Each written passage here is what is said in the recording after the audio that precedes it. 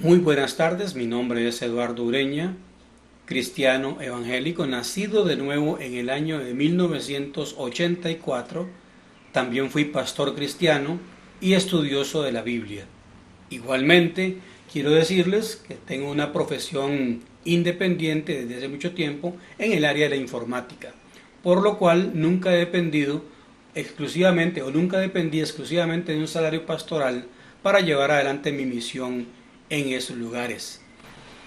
La intención de este video es contestar una sola pregunta: ¿cómo o por qué un creyente que fue pastor durante muchos años está apoyando el matrimonio de personas del mismo sexo en nuestro país? Y la respuesta, aunque ustedes no lo crean, es relativamente simple. Cuando uno nace de nuevo, uno entra en una familia espiritual que se llama iglesia. La Biblia dice claramente que el que no nace de nuevo no puede ser parte de la iglesia, aunque abrace una religión, aunque sea muy buena gente o todo lo que ustedes quieran. La Biblia dice que la salvación no es por obras, sino que es por pura gracia. Y se ingresa a la iglesia precisamente a través de aceptar a Jesucristo como su único y suficiente Salvador personal. Cuando se reconoce que uno no tiene ningún atributo ni ninguna posibilidad de alcanzar el cielo con lo que uno haga. Porque la Biblia dice claramente que la mejor obra que usted pueda tener, o yo, es como un trapo sucio a la par de la santidad de Dios. Porque si conociéramos realmente lo que significa la santidad de Dios, tendríamos un concepto muy diferente del mismo Dios. O sea, el verdadero creyente, el verdadero cristiano, no depende de decisiones humanas para ser parte de la iglesia, el pueblo de Dios. No existe en la Biblia ninguna causa por la cual alguien pueda ser rechazado de la iglesia sencillamente porque alguien cree que no debería ser parte de esa iglesia. La Biblia es clara con todo esto. Vayamos entonces ahora a la otra parte, a la otra esfera, la esfera civil. ¿Cómo soy parte yo de una ciudadanía en un país como Costa Rica? Primero, debo nacer en nuestro territorio, o bien ser nacionalizado, o bien ser hijo de padres extranjeros pero nacido en Costa Rica, o ser hijo de padres nacionales aunque haya nacido en el extranjero. Y cuando se cumple 18 años se convierte uno ya en un ciudadano con derechos y con deberes. Como ven, son dos esferas distintas. La esfera espiritual, la iglesia, cuando usted forma parte de ella, tiene que nacer de nuevo, según la Biblia, para ser parte de ella. No tiene necesidad de formar parte de una religión organizada. De hecho, las religiones muchas veces echan a perder y dañan a las personas cuando éstas creen que ser parte de la religión es equivalente a ser un hijo de Dios. Y en la parte civil, la única manera para ser ciudadano con derechos y deberes es haber cumplido los 18 años y también haber cumplido otros requisitos antes o previos, como el nacimiento, como la nacionalización o dependiendo de quiénes fueron sus padres. Cuando se entiende esto, es cuando nos damos cuenta o cuando podemos comprender o percibir la razón por la cual un creyente puede apoyar una medida civil, un acuerdo civil que no tiene nada que ver con la iglesia, aunque esté en contra de lo que él pueda creer es pecado o no sea pecado. Recuerde, lo que yo crea que es pecado o no sea pecado, porque la Biblia me lo enseña, no es válido para un ciudadano de a pie o de la calle que no es parte de la iglesia. Ellos son tan ciudadanos como usted y como yo. Usted es un ciudadano más, igual yo soy un ciudadano más. Entonces tenemos que entender que tiene que haber una equidad, una igualdad de trato en las leyes para efectos civiles, no religiosos. Así las cosas, cuando uno ve la injusticia dentro de la ley civil contra una persona o un grupo o una etnia o como le quiera llamar, que son tan ciudadanos como usted y con los mismos derechos suyos, o en teoría deberían tener los mismos derechos suyos, uno puede perfectamente matricularse en la lucha para lograr estos derechos civiles de esta población.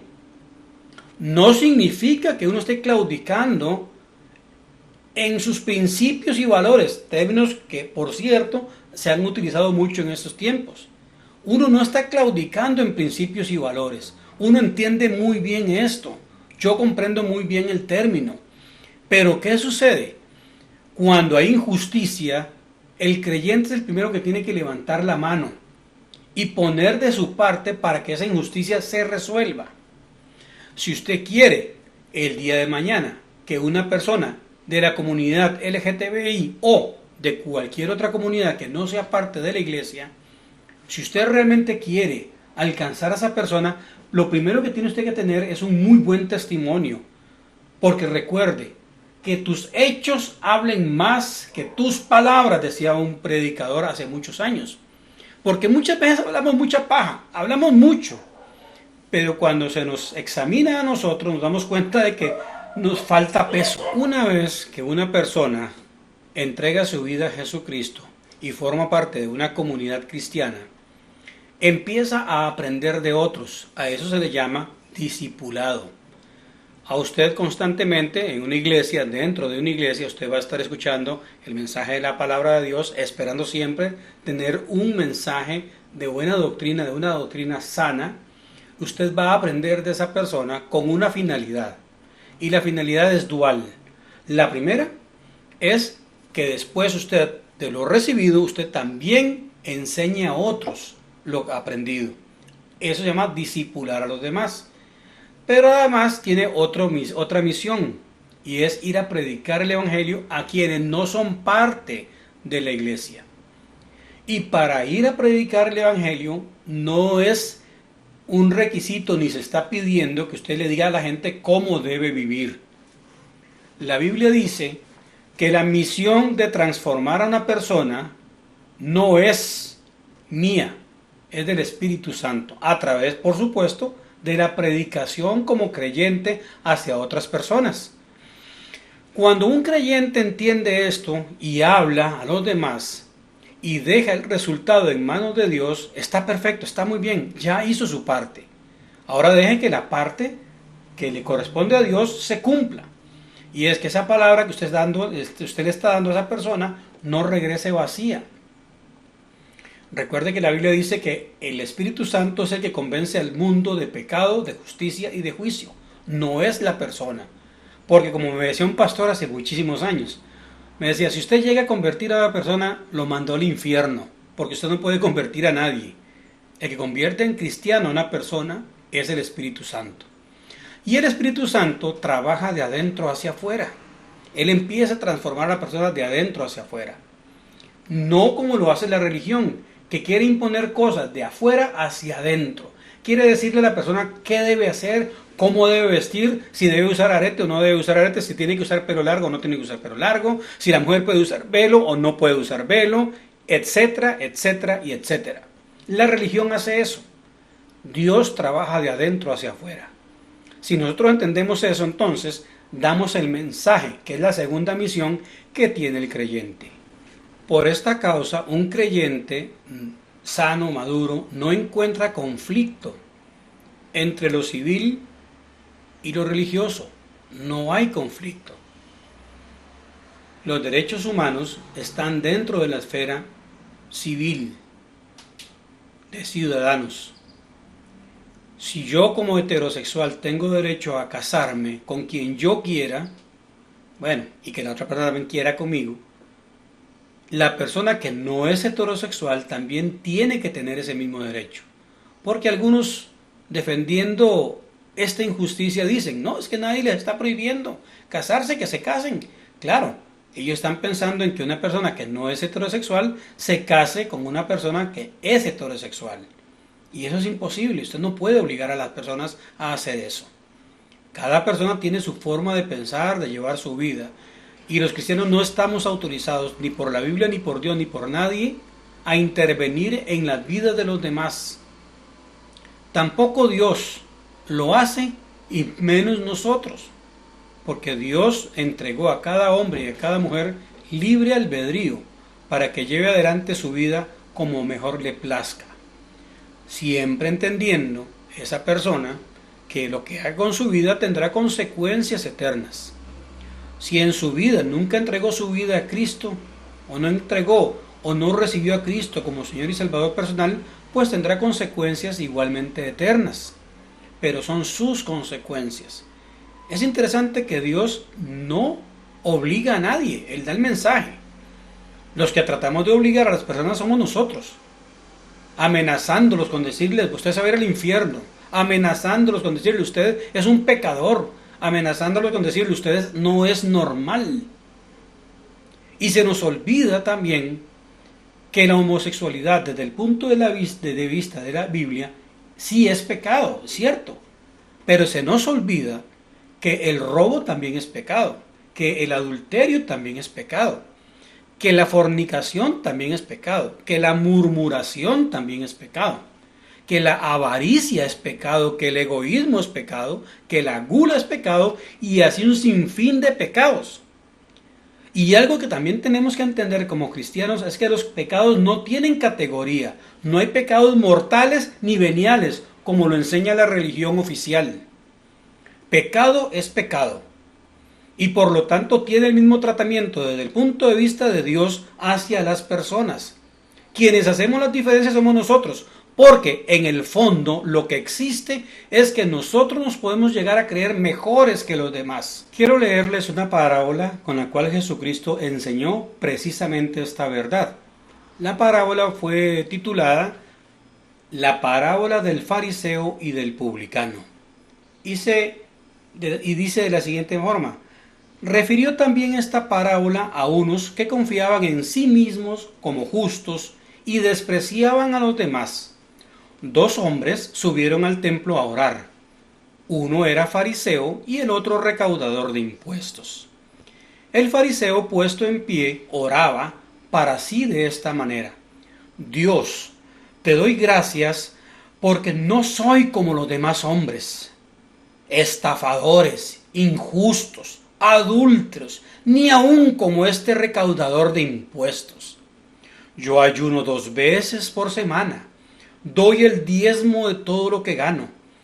Pero el recaudador de impuestos, de pie y a cierta distancia, no quería ni siquiera alzar los ojos al cielo, sino que se golpeaba el pecho, diciendo: Señor, ten piedad de mí, pecador. Os digo, dijo Jesús, que éste descendió a su casa justificado, pero aquel no, porque todo el que se ensalza será humillado, pero el que se humilla será ensalzado. Para ir concluyendo, usted no es mejor que el homosexual, ni yo tampoco. Usted no es mejor que el adúltero, ni yo tampoco. Usted no es mejor que yo, ni yo soy mejor que usted. Por eso es importante entenderlo. Es importante entender que yo no tengo la autoridad para juzgar a los demás, ni para cuestionar a los demás de cómo lleven su vida, sobre todo si no son parte de la iglesia. Cuando entendemos esto y entendemos nuestro papel como ciudadanos de un país al cual nos debemos, y entendemos que delante de la ley tenemos todos que ser iguales, es ahí donde podemos enarbolar estas banderas. Y como le decía al principio, sin menoscabo de los principios y valores que hemos aprendido dentro de la iglesia y que emanan desde la Biblia. Eso no tiene nada que ver. Así que, como no somos mejores que los demás, no somos más ciudadanos que los demás y ellos no son menos ciudadanos que nosotros, podemos tomar partido, sin temor, sin miedo, de que alguien pueda llegar y decirnos: es que usted traiciona a Cristo con esto. Durante mucho tiempo he recibido ataques de personas muy cercanas sobre este tema, y por eso quise hacer este video. No quiero imponerle a usted absolutamente nada, solo darle mi visión, mi punto de vista, mi perspectiva. para que entienda por qué muchos cristianos, nacidos de nuevo, incluso habiendo servido en el ministerio pastoral, estamos apoyando o hemos apoyado el derecho civil que le corresponde a ciudadanos que son exactamente iguales que nosotros y que deben ser iguales que nosotros. Así que mi estimado hermano o amigo, la persona que me escuche, o enemigo, decía un amigo por ahí, este es mi punto de vista. Usted verá si lo acepta o no, si quiere continuar atacando a los demás o no. Tampoco está obligado a apoyar una lucha como esta o como cualquier otra. Nadie está obligado a apoyar una lucha. Lo que sí puede hacer y debería hacer es respetar la lucha de los demás. Porque ciertamente, como vi por ahí en una imagen un día de estos, decía, no queremos su apoyo, no queremos que nos apoye, decía en esta manta, solo queremos que nos respete. Que la pase bien y que Dios le bendiga.